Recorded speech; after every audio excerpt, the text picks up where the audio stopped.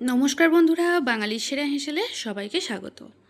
আজকে ঢ্যাঁড়স বা ভিন্ডি দিয়ে দারুণ সুস্বাদু একটা রেসিপি শেয়ার করতে চলেছি। ঢ্যাঁড়স তো অনেক রকমভাবেই খেয়েছেন, ঢ্যাঁড়সের তরকারি বা ঢ্যাঁড়স ভাজা বা ডাল দিয়ে ঢ্যাঁড়স। তবে আজকের কিন্তু এই নতুন রেসিপিটা একবার বানিয়ে খেলে বারবার খাবেন। তাহলে আসুন আর দেরি না করে রেসিপিটি এবার আমরা শুরু করি। তো এর জন্য এখানে একটা পাত্রের মধ্যে 250 গ্রাম পরিমাণে ঢ্যাঁড়স নিয়েছি। এবার এগুলোকে কেটে নেব। ঢ্যাঁড়সটা কীভাবে কাটতে হয় আমরা প্রায় সকলেই জানি, তবে নতুন রাঁধুনিদের জন্য আমি একটু কেটে দেখিয়ে দিচ্ছি।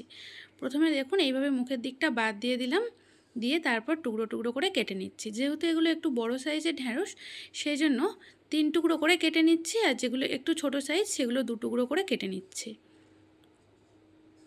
আর হ্যাঁ, একটা কথা এক্ষেত্রে বলা হয়নি, ঢ্যাঁড়স কিন্তু কাটার আগেই সবসময় পরিষ্কার করে 2 থেকে 3 বার জল পাল্টে ধুয়ে নিতে হয়। কাটার পরে কিন্তু ঢ্যাঁড়স আর ধোয়া যায় না। তো এখানে ঢ্যাঁড়স কেটে নেওয়া হয়ে গেছে। এইবারে রান্নার দিকে চলে যাব। গ্যাস অন করে একটা কড়াই বসিয়ে দিয়েছি, আর কড়াইতে দিচ্ছি বেশ কিছুটা পরিমাণে সাদা তেল। তো এই রান্নাটা এখানে আমি সাদা তেল দিয়ে করছি, আপনারা চাইলে সর্ষের তেল দিয়েও করতে পারেন। তেল গরম হয়ে যাওয়ার পর তেলের মধ্যে ঢ্যাঁড়সগুলোকে দিয়ে দিলাম, দিয়ে ভালো করে কিন্তু ভেজে নিতে হবে। ঢ্যাঁড়সের যে কোনো রেসিপির ক্ষেত্রে প্রথমে কিন্তু ঢ্যাঁড়সটাকে একটু ভেজে নিলে তবেই খেতে আরও বেশি ভালো লাগে।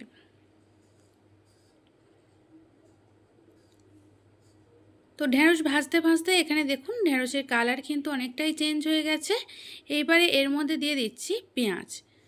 তো পেঁয়াজটাকে 4 ভাগ করে কেটে পেঁয়াজের যে পার্টগুলো আছে এগুলোকে আমি আলাদা করে নিয়েছিলাম। যেইভাবে চিলি চিকেনের সময় পেঁয়াজ আমরা দিই সেইভাবেই পেঁয়াজটাকে কেটে নেবেন। তো ঢ্যাঁড়সের সাথে পেঁয়াজটাকেও কিন্তু ভালো করে ভেজে নিচ্ছি। এতে করে কী হবে, এক তেলের মধ্যেই কিন্তু দুটোই ভাজা হয়ে যাবে।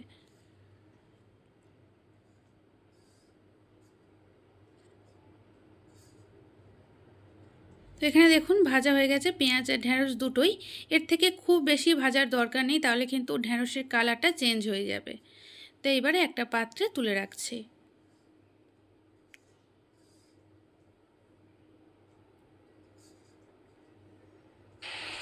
এরপর এই কড়াইতেই দিয়ে দিলাম 1.5 টেবিল চামচ পরিমাণে সাদা তেল।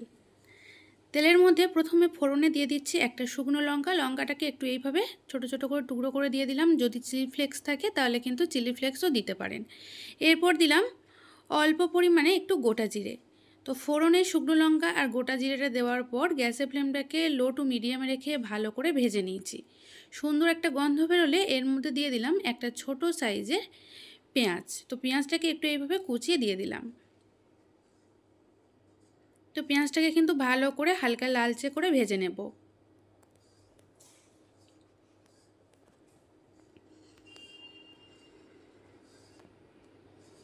তো এখানে দেখুন পেঁয়াজের কালার কিন্তু চেঞ্জ হয়ে গেছে। একদম এই রকমভাবে লাল লাল করে পেঁয়াজটাকে ভেজে নিতে হবে। এইবারে এর মধ্যে দুটো টমেটোকে এইভাবে টুকরো টুকরো করে কেটে নিয়েছিলাম, সেই টমেটো দুটো দিয়ে দিলাম। তো টমেটোটাকে কিন্তু আমি আলাদা করে আর ভাজলাম না, এই পেঁয়াজের সাথেই দিয়ে টমেটোটাকে ভেজে নিচ্ছি।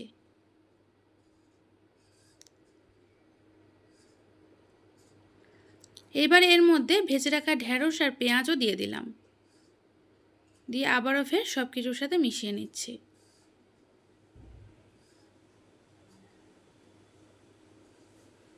আর এর মধ্যে আমি আদা রসুন কিছুই ব্যবহার করিনি, তবে যদি আপনারা কিছু দিতে চান তাহলে কিন্তু রসুন একটু থেঁতো করে দিতে পারেন। দিলাম স্বাদ মতো লবণ, অল্প একটু হলুদের গুঁড়ো দিয়ে দিলাম, আর দিচ্ছি 1 চা চামচ পরিমাণে, একদম কিন্তু ভর্তি করে 1 চা চামচ পরিমাণে ধনের গুঁড়ো দিয়ে দিলাম। সামান্য পরিমাণে ঝালের জন্য একটু লাল লঙ্কার গুঁড়ো দিয়ে দিচ্ছি।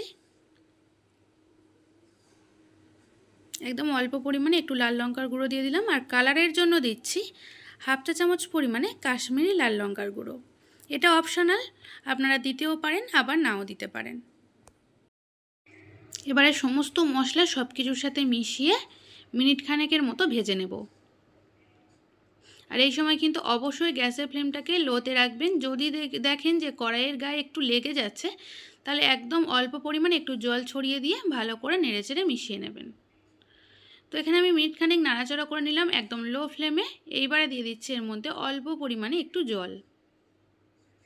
জলের পরিমাণ কিন্তু একদম বেশি হবে না, একদম অল্প পরিমাণে জল দিলাম।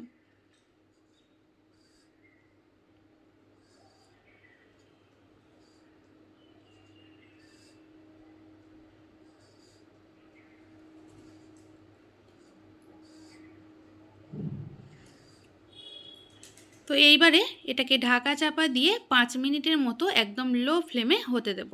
এই রান্নাটা কিন্তু লো ফ্লেমেই করতে হবে।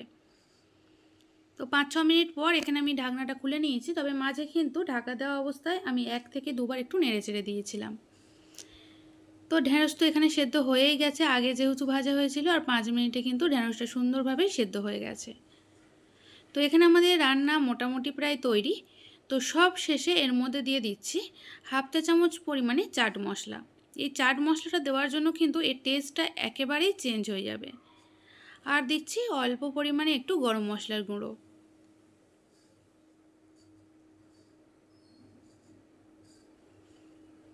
তো চাট মশলা আর গরম মশলার গুঁড়োটা দেওয়ার পর খুব ভালো করে আরও একবার সব কিছুর সাথে মিশিয়ে নিচ্ছি।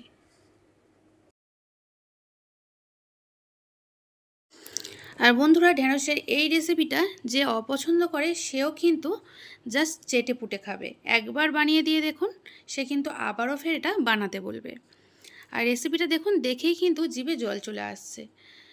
তো এইবারে এটাকে কিছুক্ষণ স্ট্যান্ডিং টাইমে রেখে দেব, তারপর গরম গরম পরিবেশন করব। আর যদি দেখেন তলায় অল্প একটু জল আছে, গ্যাসের ফ্লেমটাকে কিন্তু বাড়িয়ে দিয়ে জলটাকে একদম শুকিয়ে নেবেন, তবেই কিন্তু এটা খেতে বেশি ভালো লাগবে।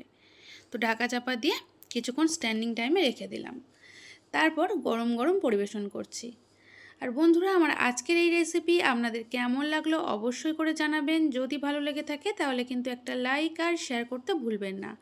আমার থেকে নিত্য নতুন রেসিপি পেতে চ্যানেলটি সাবস্ক্রাইব করে পাশে থাকা বেল আইকনটি প্রেস করে দেবেন। তাহলে আমি যখনই আমার চ্যানেলে কোনো নতুন ভিডিও ছাড়ব, তার আপডেট আপনাদের কাছে খুব সহজেই পৌঁছে যাবে। আজ তাহলে এই পর্যন্ত, আবারও দেখা হচ্ছে নতুন কোনো রেসিপির সাথে। সবাই ভালো থাকবেন, সুস্থ থাকবেন। ধন্যবাদ।